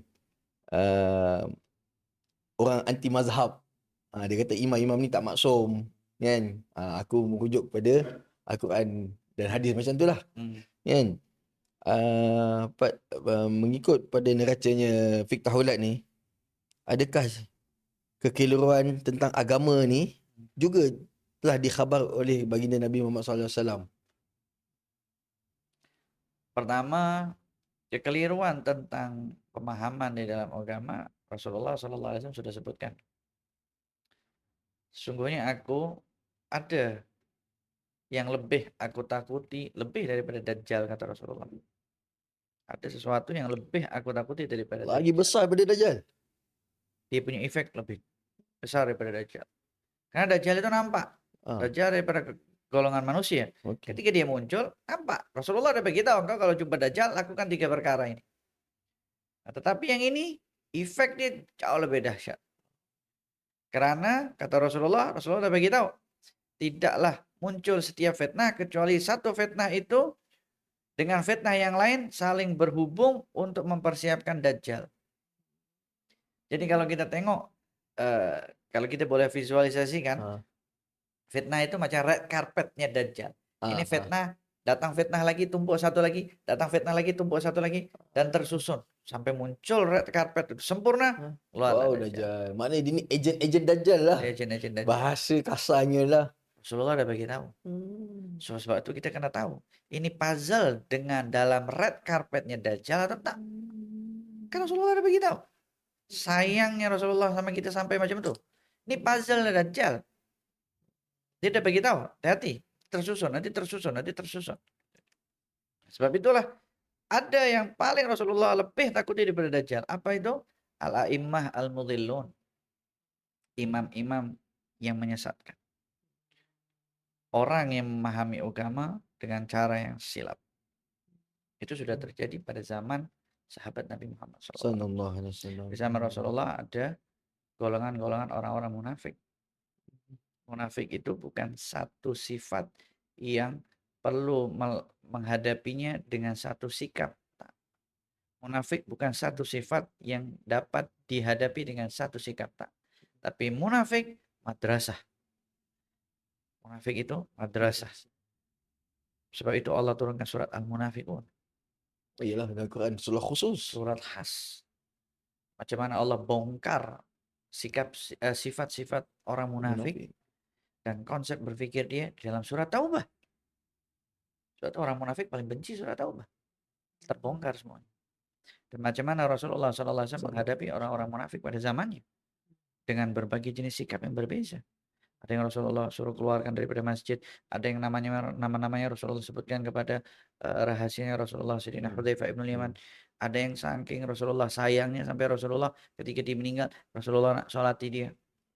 Jadi ada beberapa sikap itu tadi. Nah, kemudian di zaman kita yang ditakuti oleh Rasulullah itu tadi imam-imam yang menyesatkan, atau di dalam istilah fikih tahawulat ada namanya fitan, ada namanya mudhillatul fitan.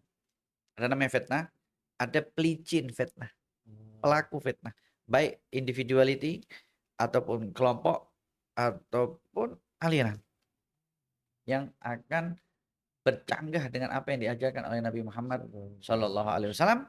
Dan yang kedua, ciri-ciri dia akan membuat kita syak dengan agama yang telah kita praktikkan selama hidup kita ini tadi. Betul. Jadi kita akan dibuat syak. Oh, kita tak perlu pakai mazhab lah, kita tak perlu pakai aliran lah, kita kembali kepada Al-Quran dan Sunnah Nabi Muhammad SAW. Al-Quran sendiri, sahabat Nabi yang masih pure Arab, yang generasi jenius terbaik di dunia, itu generasi sahabat Nabi Muhammad SAW, karena mereka belajar langsung daripada Nabi Muhammad, seorang Nabi yang punya ilmu awal dan akhir yang Allah berikan kepada Rasulullah. Itu pun masih duduk bertanya kepada Rasulullah, ya Rasulullah apa makna ini? Ya Rasulullah apa makna ini? Ya Rasulullah apa makna ini? Generasi selepasnya namanya generasi tabi'in, masih duduk belajar dengan sahabat Nabi. Ini apa maknanya? Ini apa maknanya? Nah, sekarang orang yang mengatakan kita tak perlu bermazhab. Nah, kembali kepada Al-Quran dan hadis. Sehebat apa dia bahasa Arab dia? Sehebat apa dia menguasainya? Belum lagi dia dengan kesibukan duniawinya. Nah, itu berbahaya. Kepincangan pemikiran dia. Cacat berpikir. Padahal yang betul lah Habib cakap kan, Nabi dah bagi apa, garanti kan, 3 kurun selepasku adalah yang terbaik kan. Ingat dalam kitab Imam Haddad dia kata apa 3 kurun selepasku ni ada seperti bintang-bintang di langit. 3 kurun ini boleh kita tengok cara konsep dia berpikir, cara dia belajar macam mana. Mungkin ada orang tak tahu 3 kurun ni apa 3 kurun. Siapa 3 kurun tu Habib? 3 kurun itu paling mudah dan simpel memahaminya. Masa qarn itu 100 tahun. Jadi zamannya Rasulullah sampai Rasulullah 100 tahun. Kemudian selepasnya tahun ke-200 dan tahun ke-300. Itu kurun-kurun masa-masa dimunculkan mutiara-mutiara dan berliannya syariat Nabi Muhammad SAW. Munculnya Imam Abu Hanifah, munculnya Imam Maturidi yang meninggal tahun 300.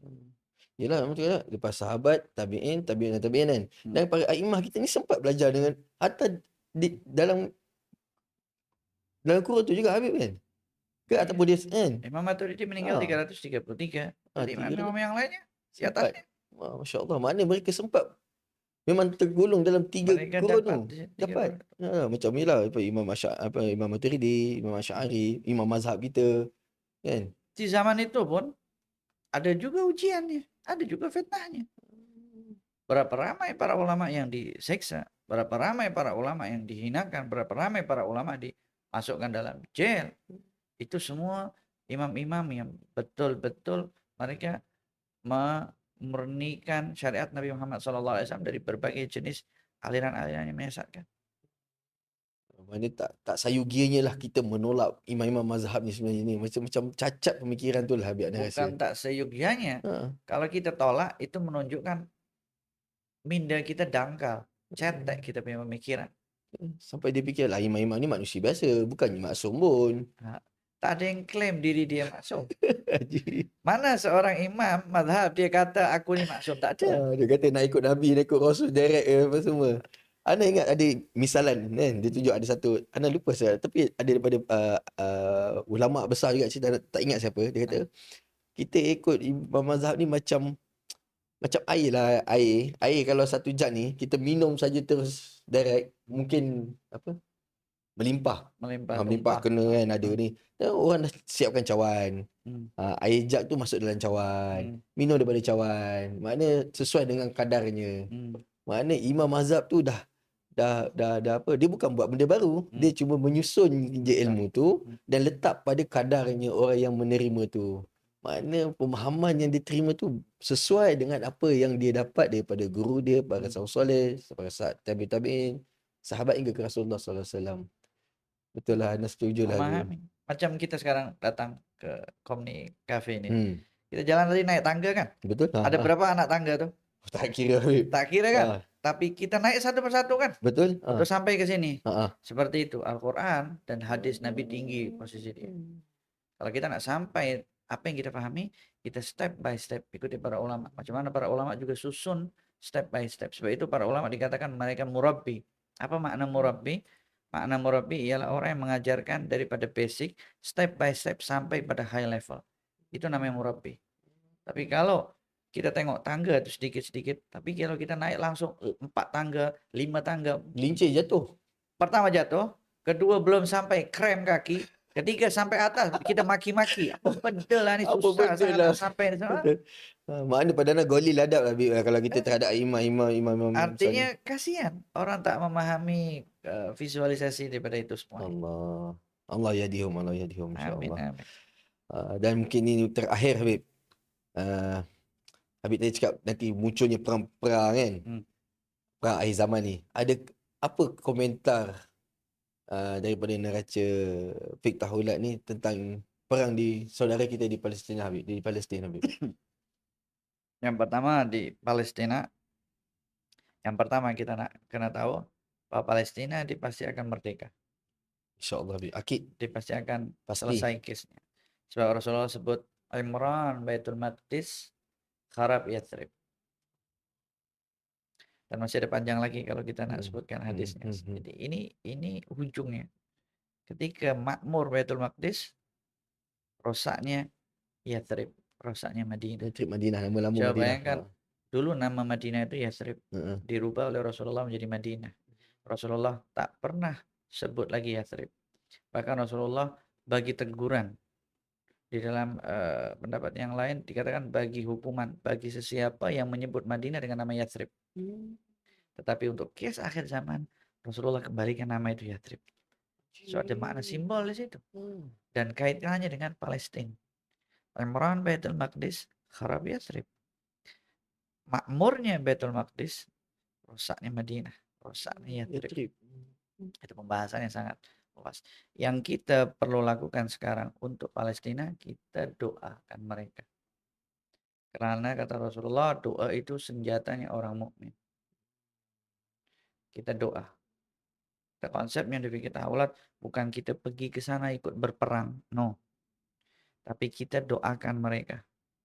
Kalau mampu sampaikan bantuan-bantuan, sampaikan bantuan kepada mereka.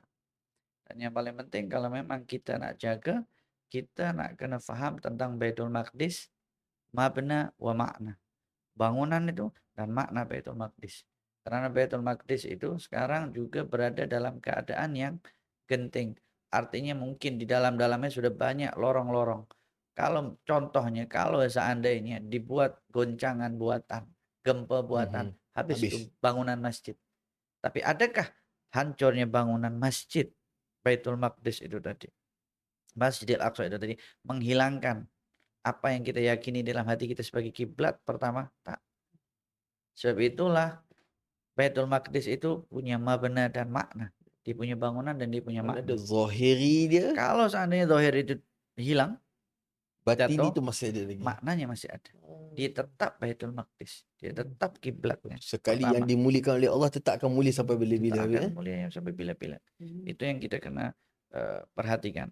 Dan kemudian juga ketika kita nampak ada orang-orang Palestina yang datang ke Malaysia, ada orang-orang Palestina yang hijrah ke beberapa negara. Kalau kita memang betul-betul sayang kepada sesama muslim, ya hormati dia, muliakan dia. Dan alhamdulillah negeri Malaysia sangat open kepada masyarakat Palestina, sangat open kepada masyarakat Syam, sangat open kepada masyarakat Yaman yang semua sekarang tengah konflik. Semua tengah diuji oleh Allah, tapi ingat kemajuan dan kebangkitan Islam juga muncul daripada situ. Sesuai yang disebutkan oleh Nabi Muhammad SAW. Jadi maknanya kita sebagai rakyat Malaysia juga kita kena bangga kita pernah menjadi ansarnya bangsa-bangsa yang pernah Rasulullah sebutkan. Nanti daripada situlah muncul kebangkitan, daripada situlah ilmu, daripada situlah berkat yang disebutkan semuanya oleh Nabi Muhammad Sallallahu Sallallahu panji-panji Alaihi akhir Wasallam. zaman Nabi Panji-panji akhir zaman, insya Allah Allah. Amin kita insyaallah. selalu doakan orang-orang yang ada di Palestina. Kemudian kalau Amin. ada orang-orang Palestina yang buka kedai dekat sini, kita sokong, Amin. Betul. kita berikan mereka ketenangan. Karena mereka telah kehilangan segala-galanya, tetapi mereka tak kehilangan Allah. Dan mereka punya saudara sesama Muslim yang ada di Nusantara ini. Masya Allah. Betul Habib, betul. Allah. Isu ni betul dekat dengan hati kita lah. Atas kan kita nampak kebangkitan orang-orang bukan Muslim pun banyak dah involved dalam isu ni kan. Kita tengok dekat luar negara sana, hatta kedai-kedai ataupun brand-brand yang ada hubungan dengan negara Israel pun telah diboikot oleh mereka juga. Kan subhanallah, insya-Allah mudah-mudahan ini sebagai apa orang kata tanda-tanda kebangkitan lah Habib. Insya Allah, karena di penghujung fase kita sekarang ini istighfar, salah satu daripada positifnya dan indahnya, nanti di penghujung fase kita ini sekarang ini akan terbongkar semua permainan negara pada masyarakat. Dah start Habib, Ana rasa Semua permainan negara akan terbongkar. Itu Habib, nanti insya-Allah. itu semua sudah ada dan kita berada di masa itu tadi. Jadi penting bagi kita jangan tunggu kesilapan orang lain, jangan suka cari kesilapan orang lain, cari kesilapan diri kita, perbaiki diri kita, itu lebih selamat. Apa dulu yang ingat almarhum Dr. Habib Abu Bakar Al-Jazari rahimahullah taala cakap apa, untuk kita tidak termasuk dalam fitnah akhir zaman ni perlukan kepada tiga perkara. Talaki, taraki, Tawakki. tawaki. Allah. Penting, maknanya betul lah betul balik pada soalan anda tadi awal, adakah penting belajar ilmu fiqh tahun ini? Dah terjawab Habib. Penting. Fardul waqt, tapi Fardu waqt. dia bukan masuk fardu ain supaya orang tak silap. Bukan fardu kifayah, tapi fardul waqt. Fardu waktu. Artinya kefarduan masa. Kefarduan masa tu je. Allah. Alhamdulillah.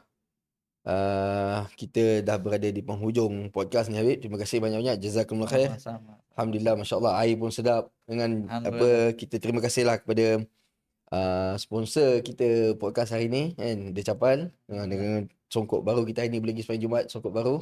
Alhamdulillah, mudah-mudahan kita doakan agar brand ni apa berkembang. Amin. Kan, jihad ekonomi untuk